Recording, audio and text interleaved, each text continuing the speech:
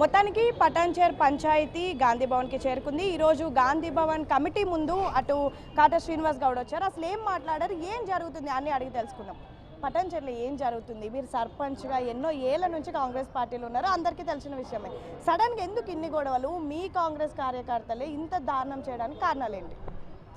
కానీ జరుగుతున్నటువంటి పరిణామాలు అక్కడ కాంగ్రెస్ పార్టీకి ఎక్కడ కూడా ఎవరికి ఇంటిమేషన్ చేయకుండా కాంగ్రెస్ మండల ప్రెసిడెంట్లకు కానీ ఉన్నటువంటి బ్లాక్ ప్రెసిడెంట్లకు కానీ ఉన్నటువంటి తాజా మాజీ కౌన్సిలర్లు కావచ్చు, మాజీ ఎంపీటీసీలు కావచ్చు, ఎవరు కూడా ఇంటిమేషన్ చేయకుండా చేస్తూ ఉన్నారు. కాబట్టి దాని విషయంలో కార్యకర్తలందరూ కూడా ఆవేదన చెందుతూ ఉన్నారు. వాళ్ళందరూ కూడా అడుగుతూ ఉన్నారు, మళ్ళీ ఎందుకు మా అందరికి కూడా ఇంటిమేషన్ ఉండదు, ఎందుకు గతంలో బీఆర్ఎస్ పార్టీ ఉన్నప్పుడు ఏ మాదిరిగా అయితే వాళ్ళకి బీఆర్ఎస్ వాళ్ళకి మొత్తం ఉన్నటువంటి మండల ప్రెసిడెంట్లకు ఉన్నటువంటి వాళ్ళ కార్యకర్తలకు ఎట్లా ఇంటిమేషన్ ఉంటుంది, కాంగ్రెస్ పార్టీ కార్యకర్తలకు కానీ మండల ప్రెసిడెంట్ కానీ ఎట్లా ఇంటిమేషన్ లేదని చెప్పి అడుగుతూ ఉన్నారు. అంటే వీటన్నిటికీ గల కారణాలు అసలు ఏంటి? మీ ఇద్దరు ఎన్నో ఏళ్ల నుంచి ఆపోజిట్లో ఉన్నారు, ఇద్దరు కూడా ఫైట్ చేసుకుంటున్నారు, అందరు చూసిన విషయమే. అదే కారణం అంటారా, లేదా మీ ఇద్దరికి ఇంటర్నల్గా ఏమైనా డిస్ప్యూట్స్ ఉన్నాయి? అసలు ఏం జరుగుతుంది పటాన్చేర్లో? ఇప్పుడు మాది ఇదేమన్నా గట్టు పంచాయతీలు కాదు, పొలం పంచాయతీలు కాదు, ఆస్తి పంచాయతీలు కాదు. నేను ప్రత్యర్థిగానే 2 సార్లు పోరాడినాము. నేనేమంటున్నానంటే, నువ్వు అందరిని కూడా నువ్వు నా పార్టీలోకి వచ్చినావు, నేను నీ పార్టీలోకి రాలేదు కదా. నువ్వు వచ్చినప్పుడు ఒక హోందాతనంగా అందరినీ కలుపుకొని కాంగ్రెస్ పార్టీ కార్యకర్తలను అందరినీ కూడా పిలుచుకొని దాన్ని సమన్వయం చేసుకుంటూ నడవాలి కదా. ఏ ఒక్కరికి కూడా కాంగ్రెస్ పార్టీ కూడా కార్యకర్తలకు కానీ ఎవరికి కూడా తెలియకుండా బీఆర్ఎస్ వాళ్ళని పెట్టుకొని నడవకు, అది మంచి పద్ధతి కాదు అని చెప్తా ఉన్నా. నేను మార్చుకోమని చెప్తా ఉన్నా పద్ధతి. మొన్న అంత పెద్ద గందరగోళం జరగడానికి కానివ్వండి, మీ కార్యకర్తలు మీ మనుషులు అని చెప్తున్నటువంటి వ్యక్తులు క్యాంప్ కార్యాలయంలోకి వెళ్ళి దాడి చేయడానికి కారణాలు ఏంటి? ముఖ్యమంత్రి గారి ఫోటో వారం రోజుల ముందు నుంచి నడుస్తున్నారు కదా, పత్రికలలో టీవీలలో చెప్తా ఉన్నారు.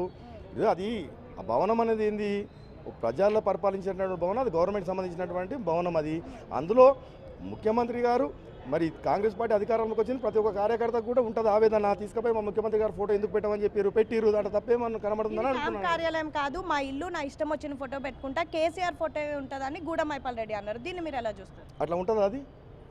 అది క్యాంప్ ఆఫీస్ అంటే ఏంది, ప్రజల్లో పరిపాలించినటువంటి గవర్నమెంట్ భవనం. అది ఆ గవర్నమెంట్ భవనంలో ముఖ్యమంత్రి గారి ఫోటో ఉండకుండా మాజీ ముఖ్యమంత్రి గారి ఫోటో ఉంటుంది, ఉండి తిడుతుంది, ఉంటే తప్పేమున్నది, నేను పెట్టుకుంటా లేకపోతే పెట్టుకోను అంటే అది కరెక్ట్ కాదు. ముఖ్యమంత్రి గారు ఫోటో పెట్టకపోతే ఈరోజు కూడా చెప్తున్నాను, మళ్ళీ తీసుకెళ్ళి కూడా పెడతా. ముఖ్యమంత్రి గారి ఫోటో లేకపోతే కార్యకర్తలు మళ్ళీ తీసుకెళ్ళి కూడా మా ముఖ్యమంత్రి గారి ఫోటో పెట్టి తీరుతాము. అంటే మళ్ళీ పటాన్చేర్లో ఇలాంటి గొడవలే జరుగుతాయని మీరు ఇప్పుడు చెప్తున్నారా?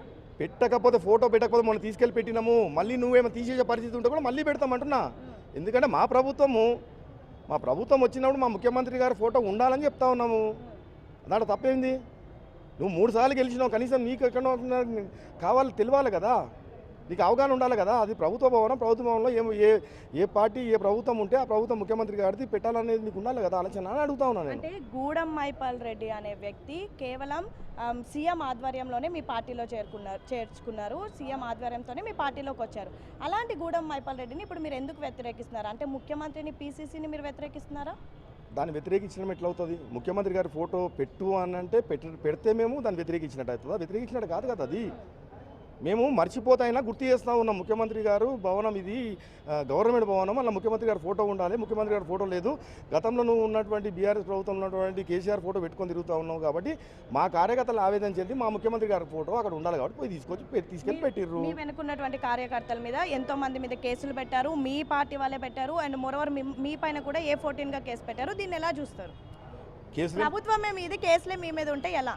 సరే, 10 ఏళ్ల సంది కూడా ఇట్లాంటి కేసులు ఎన్నో చూసినాము. ఈ కేసులు నడుస్తూనే ఉన్నాయి. ఆపోజిట్ లీడర్గా కేసులు ఫేస్ చేశారు, ఇప్పుడు ప్రభుత్వం మీదైనప్పటికీ కూడా కేసులు ఫేస్ చేస్తారు. తన స్థానంలో నేనుంటే నేను ఈ మాదిరిగా కార్యకర్తల మీద కేసు పెట్టే చరిత్ర ఉంచుకుంటున్నాను కాదు నేను. ఎందుకంటే ప్రతి ఒక్క నాయకుడికి నిరసనలు జరుగుతూనే ఉంటాయి, అనేక రకాలుగా జరుగుతూనే ఉంటాయి. అలాంటి జరిగినప్పుడు ఓపిక పెంచుకోవాలి, ఓపికతో ఉండాలి. ఓపికతో ఉండి కార్యకర్తల ఆవేదన ఏందో వచ్చి పిలుచుకొని మాట్లాడి విని దాన్ని సాల్వ్ చేసే ప్రయత్నం చేయాలి. కానీ మనమే ఈరోజు కార్యకర్తల మీద కేసులు పెడితే నువ్వు ఈరోజు వచ్చి పార్టీలోకి వచ్చి కార్యకర్తల మీద కేసు పెడతామంటే అది ఎంత పెద్ద సిగ్గు చేయడం అనేది అర్థం చేసుకోవాలి. నిన్న ఆది శ్రీనివాస్ మీ పార్టీ కార్యాలయంకి అమీన్పూర్కి వచ్చారు, ఈరోజు మీరు గాంధీ భవన్కి వచ్చారు. ఏం జరగబోతుంది? కమిటీకి ఏమేమి సమర్పించారు?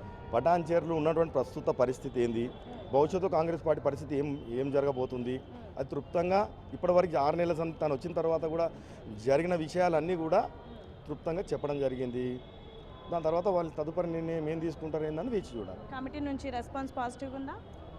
నాకైతే సంపూర్ణమైన విశ్వాసం ఉంది. కాంగ్రెస్ పార్టీ ఎప్పుడు కూడా కార్యకర్తను వదులుకోలేదు. ఖచ్చితంగా కాంగ్రెస్ పార్టీ కార్యకర్త వైపే నిలబడుతుంది. మా మా పోరాటంలో మా కార్యకర్త ఆవేదన పోరాటంలో ఖచ్చితంగా న్యాయం ఉంది. మా ముఖ్యమంత్రి గారి ఫోటో ఎందుకు పెట్టి తీరాలని చెప్పారు, పెట్టిరు. దాంట్లో ఎట్లాంటిది మాకు ఎలాంటి తప్పు కనబడట్లేదు. చివరిగా ఇది నా ప్రశ్న, ఇన్ కేస్ ఇప్పుడు కమిటీ మిమ్మల్ని గూడెం మైపాల్ రెడ్డితో కలిసి పని చేయాలి అంటే కాటా శ్రీనివాస్ గౌడ్ గూడెం మైపాల్ రెడ్డితో కలిసి పని చేస్తాడా? రేపు మీ ఇద్దరు కలిసి ఒకే కార్యక్రమానికి వెళ్తారా ఎటువంటి గొడవలు లేకుండా? చూద్దాం. నా వర్షన్ నేను చెప్పినాను, తన వర్షన్ కూడా పిలుచుకొని మాట్లాడి వింటా అని చెప్పినారు. దాని తర్వాత వాళ్ళు ఏం చెప్తారు, దాని తర్వాత నేను మాట్లాడతాను. సో మొత్తానికి ఇది పరిస్థితి. కాటా శ్రీనివాస్ గౌడ్ అయితే చాలా కేవలం రేవంత్ రెడ్డి ఫోటో క్యాంప్ కార్యాలయం అంటే ప్రభుత్వానికి సంబంధించినటువంటి కార్యాలయంలో కనీసం ప్రస్తుత ముఖ్యమంత్రిగా ఉన్నటువంటి రేవంత్ రెడ్డి ఫోటో పెట్టకపోవడం మాత్రమే కారణము. అప్పటికే వారం నుంచి కూడా గొడవలు జరుగుతున్నాయి.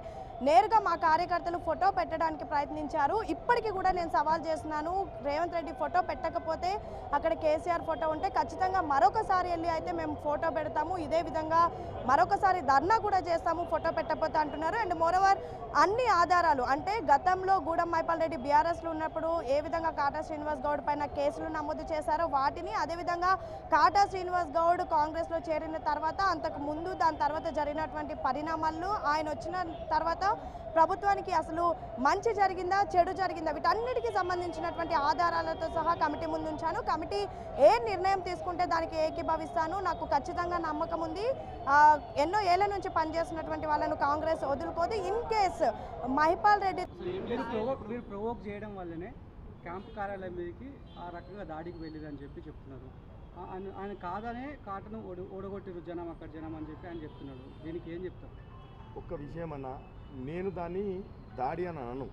కాంగ్రెస్ పార్టీ కార్యకర్త ఆవేదన అంటాను. ఈరోజు కాంగ్రెస్ ప్రభుత్వం ఏర్పడింది, తను కాంగ్రెస్లోకి వచ్చిండు. తను కాంగ్రెస్ ఎవ్వరు ఏ పార్టీలో ఉన్నా, ఏ పార్టీ ప్రభుత్వం వచ్చినా ఆ ముఖ్యమంత్రి ఫోటో పెట్టాల్సినటువంటి అవసరం ఉన్నది. మరి మా ముఖ్యమంత్రి గారి ఫోటో కార్యకర్తలు అందరూ కూడా చెప్పింది ఏందన్నాడా, ముఖ్యమంత్రి గారి ఫోటో క్యాంప్ ఆఫీస్లో ఎందుకు ఉండదు, పెట్టాలని చెప్పి తీసుకుపోయి పెట్టిర్రు. దాంట్లో తప్పేముందని అడుగుతా ఉన్నాను నేను. పెట్టాలి కదా. కూడా మన్మోహన్ సింగ్ ఫోటోను పెట్టాను, మరి దానికి ఎందుకు ఇప్పుడు ఏం అడగలేదు, అబ్జెక్షన్ చేయలేదు, మరి ఎందుకు నా అభిమానం ఎవరు ఉంటే అలా పెట్టుకుంటా అనుకోండి. అభిమానంతో సంబంధం ఉన్నటువంటిది కాదు కదా, అది ప్రభుత్వ భవనం కదా, అది ప్రజలను పరిపాలించే భవనం కదా, అది గవర్నమెంట్ భవనం కదా.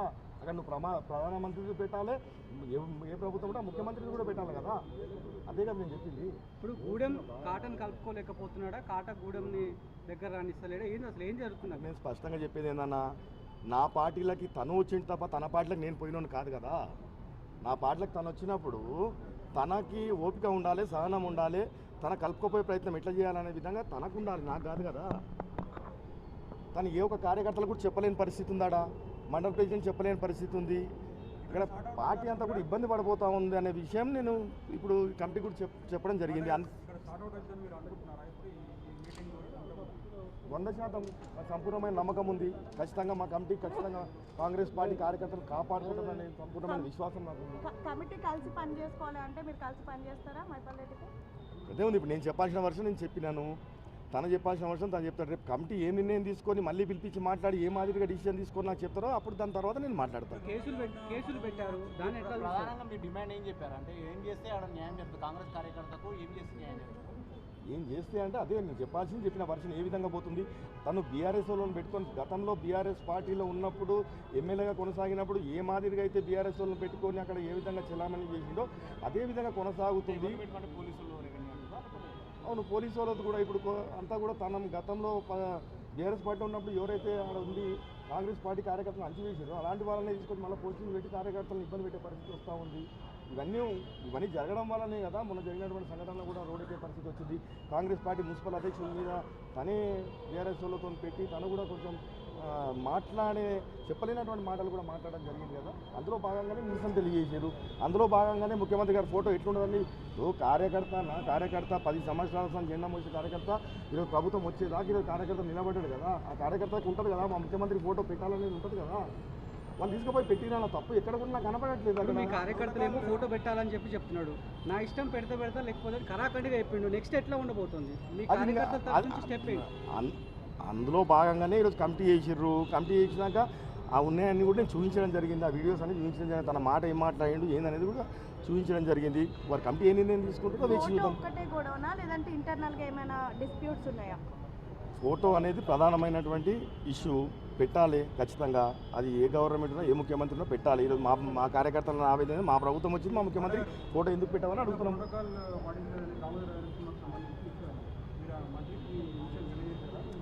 ఆ విషయం కూడా చెప్పాల్సిన కానీ ఏమేమి జరిగినాయి కూడా ఈ వచ్చిన 6 నెలల నుంచి ఏమేమి జరుగుతున్నాయి అన్నీ కూడా క్లుప్తంగా నేను అక్కడ జరుగుతున్నటువంటి విషయాలన్నీ కూడా మరి దామోదరాన్ని మా జిల్లా మినిస్టర్ గారికి, మరి ఇన్ఛార్జ్ మినిస్టర్ కొండా సురేఖ గారికి, మళ్ళీ ఆ రోజు వచ్చి నేను గాంధీ భవన్కి కూడా మరి పిసిసి మహేష్ అన్న గారికి, అదేవిధంగా ఉప ముఖ్యమంత్రి గారికి, మరి భట్టి గారికి, మరి అందరికి కూడా చెప్పడం జరిగింది. పటాన్చెరులో పరిస్థితి ఏంది, ప్రస్తుత పరిస్థితి ఏంది, కాంగ్రెస్ పార్టీ పరిస్థితి ఏంది, ఈయన వచ్చిన వల్ల పార్టీ మెరుగైందా, పార్టీ తగ్గిందా అనే విషయం కూడా పూర్తిగా జిల్లా మంత్రి దామోదర రాజులో పూర్తిగా జిల్లా పైన పూర్తి అవగాహన అయితే సీనియర్ నేత కదా, ఆయన ఏమంటారు? తనకు కూడా చెప్పినప్పుడు అందరికి చెప్పినట్టు తనకు కూడా వెళ్ళి ఫస్ట్ తనకే చెప్తున్నామని ఇప్పుడు అందరికి కూడా చెప్పినాం కదా. చెప్పిన తర్వాత ఇప్పుడు వాళ్ళు ఏం నిర్ణయం తీసుకోవడం వేసి చూడాలి కదా మనం.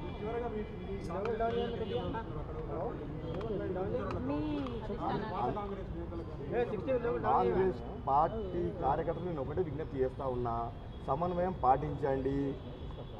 వచ్చినటువంటి మన ప్రభుత్వం వచ్చింది, మన ఉన్నటువంటి టీపీసీసీ మహేష్ కుమార్ గౌడ్ అన్నగారు కూడా ఒక కమిటీ వేసిర్రు. తప్పకుండా కాంగ్రెస్ పార్టీ ఎప్పుడు కూడా కార్యకర్త వైపే నిలబడుతుంది, కార్యకర్తను కాపాడుకుంటుంది. తప్పకుండా మీ అందరూ కూడా పరిణామం ఏర్పడుతుంది. సరే నేనేమంటున్నా, నేను ఆ స్థానంలో ఉంటే ఒక ఎమ్మెల్యేగా, ఒక ప్రజాప్రతినిధిగా, ఒక పార్టీలో ఉన్నప్పుడు ఆ పార్టీ కార్యకర్తల మీద కేసు పెట్టడం అనేది అది మంచి పద్ధతి కాదు, అది హోందాతనానికి ఉండదు. అది నేనైతే ఆ స్థానంలో ఉంటే సరే నా కార్యకర్తలు ఇప్పుడు ఎమ్మెల్యేలు ప్రజాప్రతినిధి అన్నప్పుడు ఎక్కడైనా కొన్ని విమర్శలు ఉంటాయి, నిరసనలు ఉంటాయి, అవన్నీ కూడా జీర్ణించుకొని ముంగట జరగాలి, ఓపిక పెంచుకోవాలి, అందరం పిలుచుకొని మాట్లాడుకోవాలి, కలుపుకొని పోవాలి. కానీ వాళ్ళ మీద కేసు పెట్టడం అంటే అది నీకే వెళ్తుంది. అది రేపు పొద్దుగా కమిటీకి అన్నీ చెప్పిన, ఎఫ్ఐఆర్ కాపీ కూడా ఇవ్వడం జరిగింది, చెప్పిన అన్ని కార్యకర్తల మీద కేసులు పెట్టే పరిస్థితి వచ్చింది. మరి ఈ విధంగా ముఖ్యమంత్రి గారు ఫోటో పెడితే పోయి తీసుకుపోయి పెడితే కేసులు పెడతారంటే ఇంకా ఆయన ధోరణి అట్లా ఉంది కాబట్టి నేను చెప్పడం జరిగింది. వివరాలతో సానుకూలంగా స్పందించారా కమిటీ? వివరాలు అన్ని ఇచ్చారు. నాకు సంపూర్ణమైన నమ్మకం ఉందన్న. తప్పకుండా కాంగ్రెస్ పార్టీ ఎప్పుడు కూడా కార్యకర్త వైపు నిలబడుతుంది, కార్యకర్తలు కాపాడుకుంటుందని.